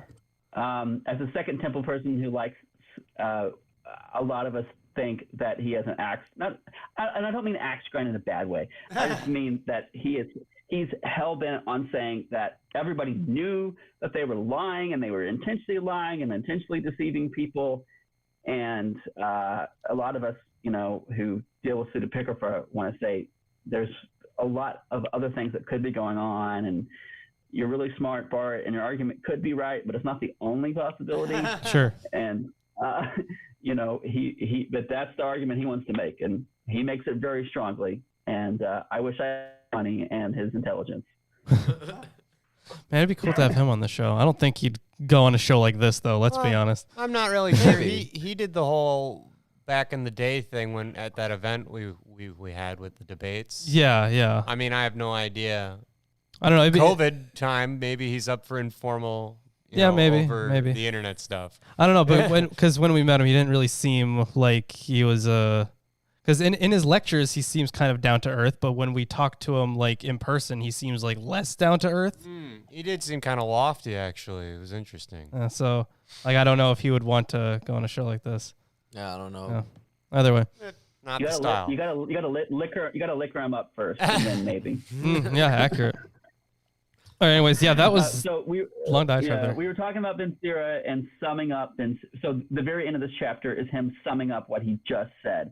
And so, Ruben, I think you stepped out of the room, and so you didn't hear that. But all the works of the Lord are good is him repeating the very beginning of the hymn. So he's like, I'm going to repeat what I just told you and sum up my argument for why God is good. All right. And yeah, that is the end of chapter 39, and we can hop into the final chapter for for the day. I know this is a long episode, but we have a lot of commentary and we have a lot of good stuff to say, honestly. But mostly Right. David has the good stuff to say. We have mediocre stuff to And say. so his argument, just to get back to his argument, to where we were at, his argument, which seems to be influenced a little bit by Ecclesiastes' concept of everything having an appointed time and place, and maybe with a little bit mixture of Stoicism and the Stoic idea that everything is created for a reason, and if you're in a certain position in life, that is your duty and goal, and you're just supposed to be there, and you fulfill yourself by fulfilling whatever allotment you have. There may be some of that in there as well. But Ben Sira's overall argument seems to against, the people that say that like God is making us suffer and that God is against us, is that no, God has created everything for a reason and a purpose, and it's all good and wonderful if you are righteous. But if you are wicked, then you will experience it and it will be bad. Which seems like a load of crap to me, but that's his argument. So chapter 40, he's kind of going off of that. Hard work, I'm reading from the New Revised Standard Version. Hard work was created for everyone, and a heavy yoke is laid on the children of Adam from the day they come forth from their mother's womb, until the day they return to the mother of all the living. So now he's going back to talking about like the bad stuff in life, right? Perplexities and fear of heart are theirs, an anxious thought of day of their death, from the one who sits on a splendid throne to the one who grovels in dust and ashes. Job loves that phrase. From the one who wears purple and a crown to the one who's clothed in burlap, there is anger. So like, it doesn't matter who you are. There is anger and envy and trouble and unrest and fear of death and fury and strife. And when one rests upon his bed, his sleep at night confuses his mind. So little or no rest. I do have a note here. So for the reference to Mother of All the Living earlier on, I have that as a note to the that's a reference to the earth, apparently, at least according to the New Interpreter's Bible Commentary. Because God is like their father, and he made Adam out of clay, which is from the earth, making the earth Adam's mother. Let's see here. So the Mother of All the Living is the opposite of the mother's womb and refers to the end of life in the grave. It echoes the story of the creation of Adam and Eve from the dust of the earth and identifies Eve as the mother of all living persons. Death. Right. It's taking Eve's phrase, the phrase that he used for Eve, but using it for us, I guess. Gotcha. Okay. And apparently that the language now traditional occurs also in the prologue to the book of Job. Naked I came from my mother's womb, and naked shall I return there. Right.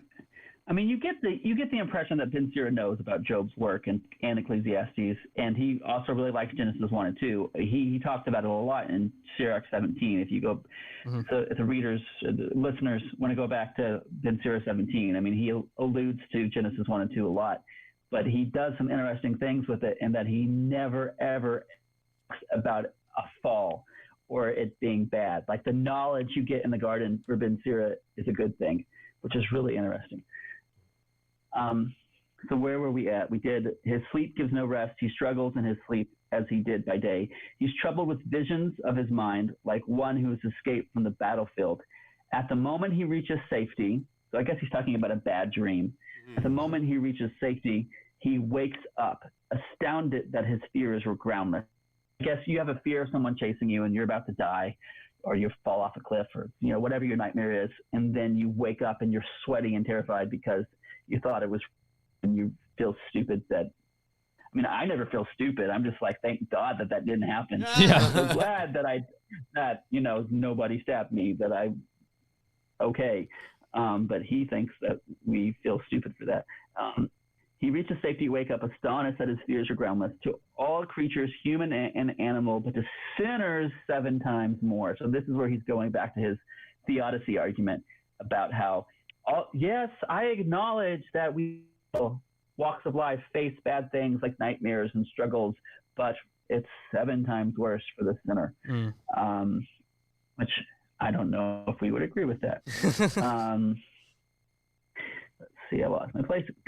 To all creatures, human and animal, but to sinners 7 times more, comes death and bloodshed, strife and sword, calamities, famine, ruin, and plague. All these were created for the wicked, and on their account the flood came. Why did you do that to us, wicked? All that is of the earth returns to the earth, and what is from above returns above, which seems to be an allusion to Ecclesiastes. This notion of like the breath returns to the God who gave it is a line from Ecclesiastes. So I don't think Ben Sira is talking about heaven here, because in every other place in Ben Sira, when he talks about death, he seems to be pretty adamant that we all die and suffer the same death and all go to the same place, and it's the whole Sheol concept that's in the Hebrew Bible. I don't know exactly what he's going on here with those who die return to the earth, and those who, and what is above. I didn't look at the commentary for that. Do you all have a commentary for that in verse 11? Saying of verse 11a derives from Genesis 3:19, which finds parallels in Kohelet 3:20 and 12:7a. Job 34:15. Also Sirach 41:10a. What is from above is the breath of life or human spirit that returns above, i.e. to God who breathed it into humans in Genesis 2:7. Kohelet 12:7b conveys the same idea. The life breath returns to God who gave it. In these verses, Ben Sira and Kohelet do not teach the doctrine of personal immortality or of eternal reward with God. That doctrine will come later. And that's really all that. I don't really have any notes on verse 11. Yeah, that's all Delilah says about it, really. Okay, I guess when he says all that's from the earth that returns to, he doesn't necessarily have to be talking about humans. Like, he could be saying our breath comes from God, so that our breath goes back to God. But the fleshy part of us, goes back to the earth, because that's where we're buried and die. Yeah. So maybe this is a kind of a bifurcation as people into but instead of body and soul, it's into like earthy stuff and breathy stuff, and the breathy stuff goes back to God because it's God's breath anyways. Yeah. And not that it's a soul necessarily. Yeah, it's like a weird kind of dualism that isn't. Yeah. It's not like a mind dualism. It's like the life-giving aspect. Yeah. And Ben Sira would have known about Plato, and so he could have gone all body soul dualism if he wanted. But he does seem to sometimes want to have his cake and eat it too, and try to merge lots of different texts and philosophies and theories together. Yeah, he does give it a shot. Compatible. Yeah. So now we're going on to bribery. All bribery and injustice will be blotted out. The good faith will last forever.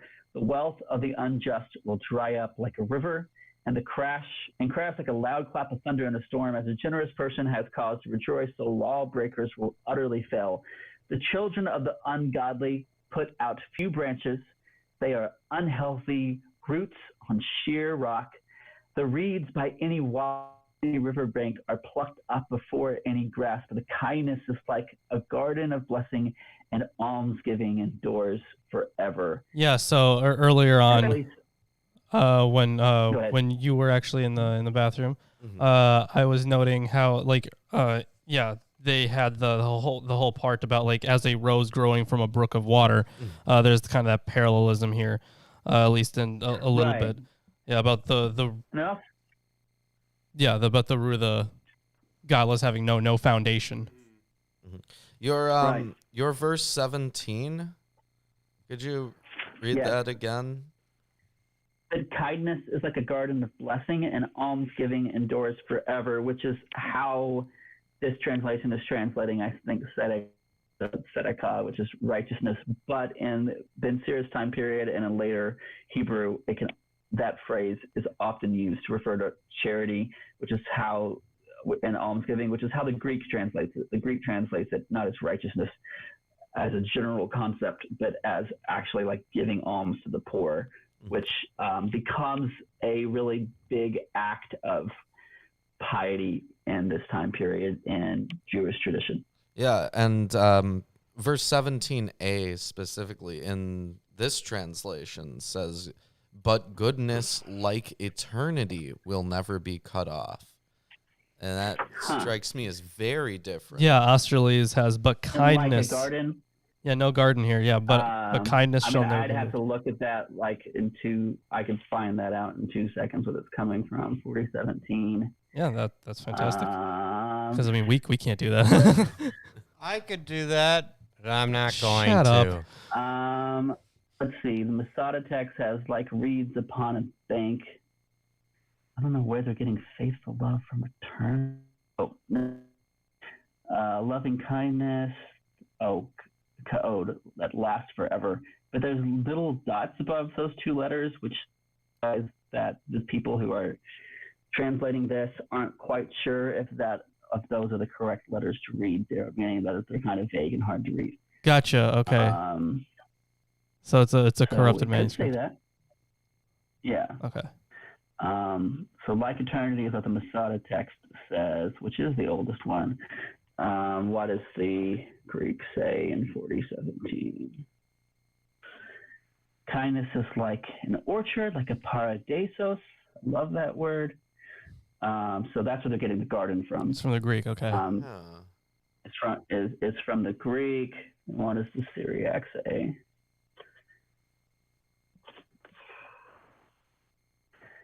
It says, and the good deeds of the upright at that moment he will bless, and the deeds of the righteous, like the eight, will stand up like Ba'alam for forever.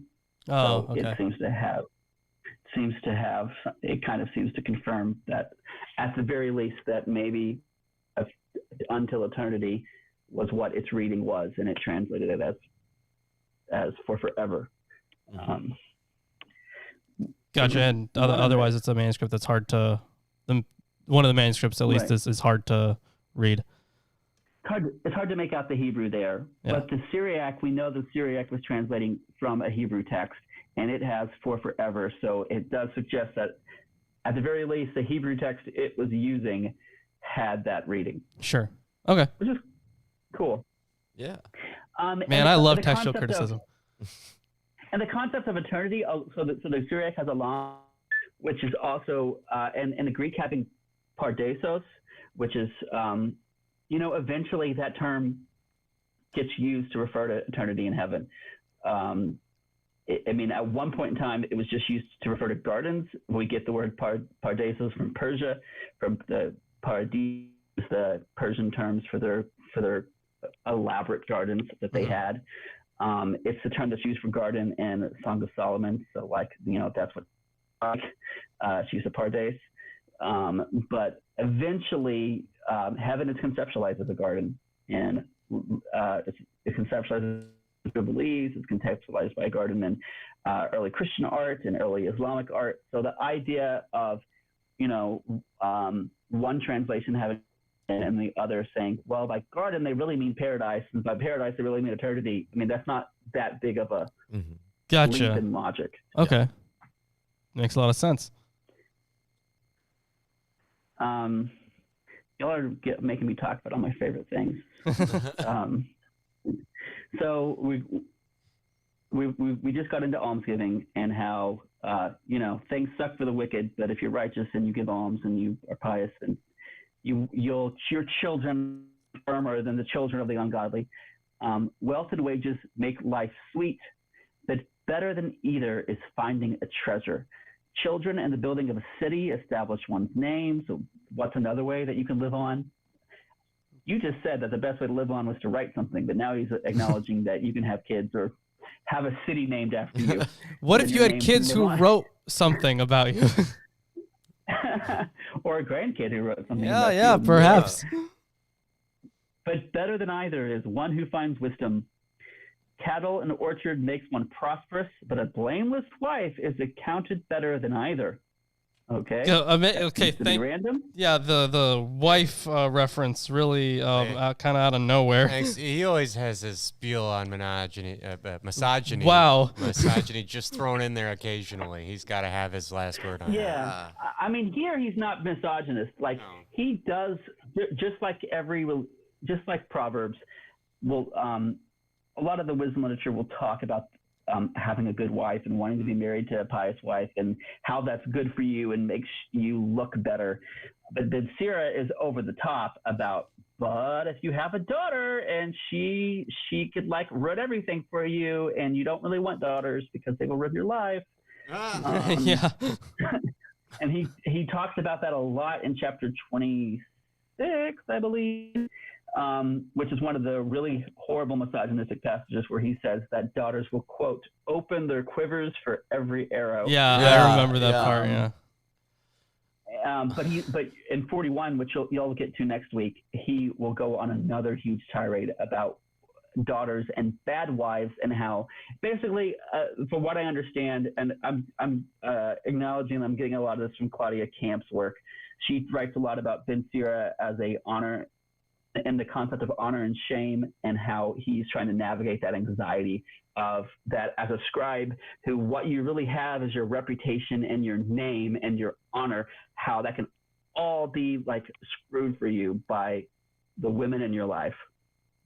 Yeah, and see that's a big thing in modern day Muslim culture as well, like the care for how your reputation.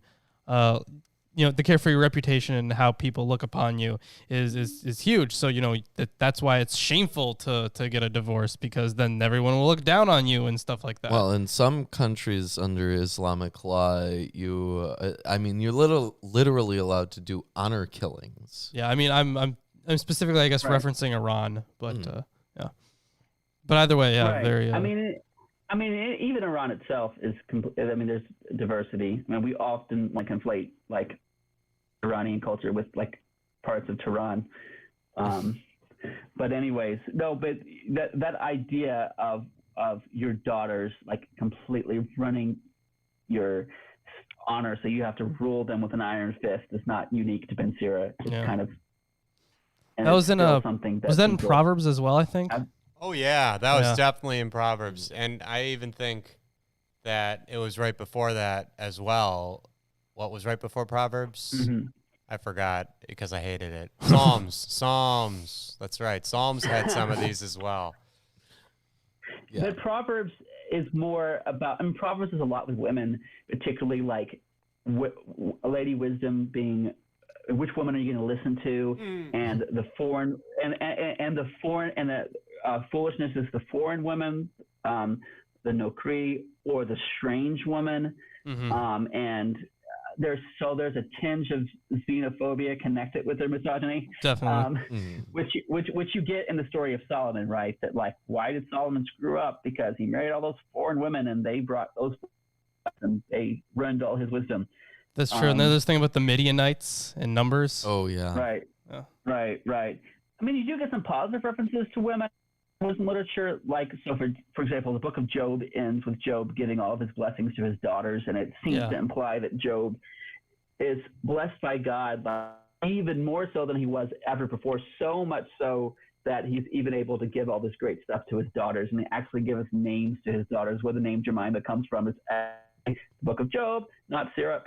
But so there is some positive references to it, but Ben Sira is really bad about daughters. So don't treat your daughters, and hopefully Ben Sira does not have any daughters, because let's hope. Yeah. Okay, so we talk about the blameless wife. Wine and music gladden the heart, but the love of friends is better than either. The flute and the harp make sweet music, but pleasant voice is better than either. The eye desires grace and beauty, but the green shoots of grain more than either. A friend or a companion is always welcome, but a sensible wife, going back to what kind of woman you want, is better than either. Kindred and helpers are for a time of trouble, but almsgiving, which we're going back to that, rescues better than either. So was all of this just an elaborate setup to get back to almsgiving? I don't know. Well, Gold also, and silver like, made. uh, Go ahead. like the sensible wife and the devoted wife, they did have polygamy, so these might be different characters. This is true. I mean, you were getting further and further away from polygamy, but it wasn't 100% like dead by any means. Right.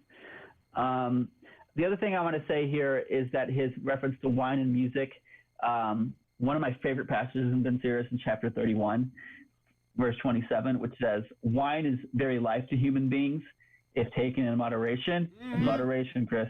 What is life to one? What is life to one who is without wine? It's been created to make people happy. And the very first time I ever read that, I'm like, yes! it's somebody gets it. Yeah, I haven't. You might be an elite curmudgeon, Ben Sirach, but you're also a wino. Yeah, yeah. Wasn't Landon on when we had that reading? I think so. Yeah, and he was having wine. He was drinking grappa. Yeah, and they said stuff about grappa as well, so it was like spot on. Yeah. I mean, although Landon's usually drinking some kind of wine. So wine guy, I know. So Yeah. he was very happy about that. Yep. And what's interesting is in the Hebrew of that verse, he uses Genesis 1 language. He says, Rashit, from the beginning, it was created. And then the word created is yatsar, the word for forming something from clay. So, I mean, for Ben Sirach, it wasn't Noah. It was like, wine's been there from like day one, baby. Great. And so I think that's awesome. And he also talks about in chapter 32 about appropriate behavior. And we know the Greco-Roman world had symposiums like all the time, where you were expected to drink and you were expected to be able to converse. Songs were normally present, music were normally present, particularly the pipe and the lyre, which is the two instruments he mentions here. And at least in my book that I'm finishing right now, and I have an article coming out about this soon, like I think that all these songs dispersed up in Sirach aren't accidental. Like these are songs for the symposium that he wants his students to learn and to model and to emulate, which is why in chapter 39, before he gives his long, he says, sing like this. Like, here's an example of a song you're supposed to compose.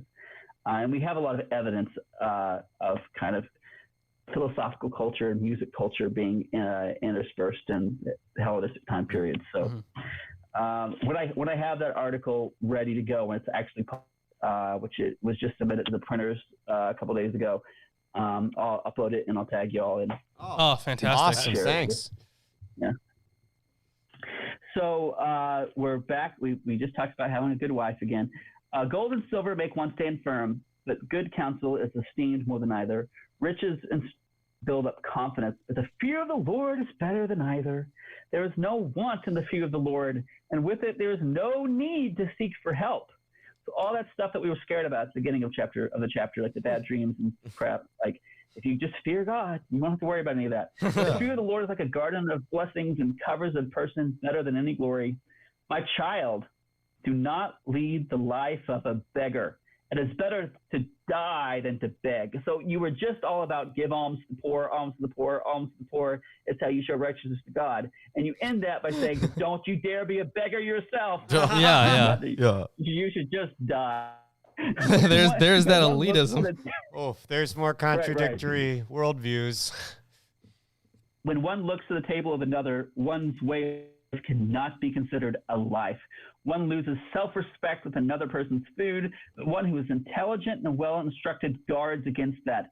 And the mouth of the shameless begging is sweet, but it kindles the fire inside him. Like, I guess that means that he still won't like it. Like, it's still like burning inside of you for begging. Yeah. Well, I do have I've eaten food that you bought and that you bought.